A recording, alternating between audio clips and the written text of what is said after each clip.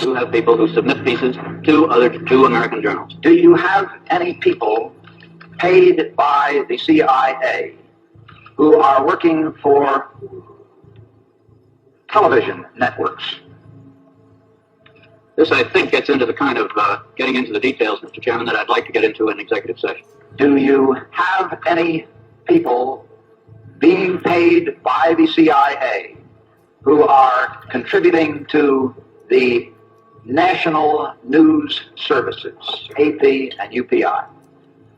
Well, again, I think we're getting into the kind of detail, Mr. Chairman, that I'd prefer to handle in executive session.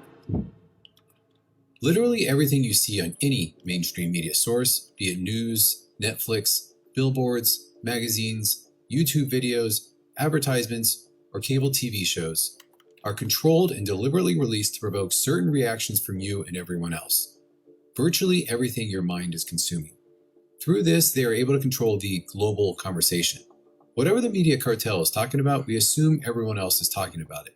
Through the use of repetition, the opinions they present to us we think are everyone else's opinions, or at least the majority. The sharing of biased and false news has become all too common on social media. More alarmingly, some media outlets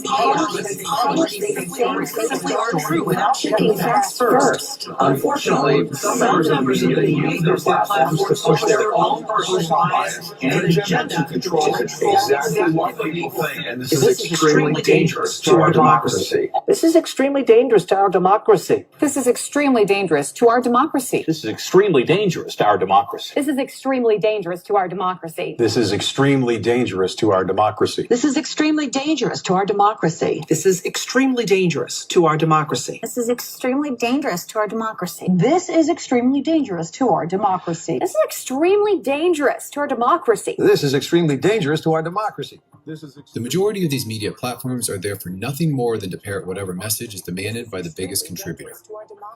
Amazon has transformed its operations in response to COVID-19 to protect employees and keep packages flowing. The company is keeping its employees safe and healthy while still delivering those packages to the doorstep. Keeping its employees safe and healthy. The company is keeping its employees safe. The company is keeping its employees safe. Millions of Americans staying at home are relying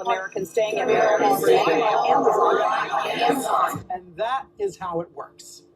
It's like a house of mirrors, where you're seeing the same thing over and over and over again, except it's distorted.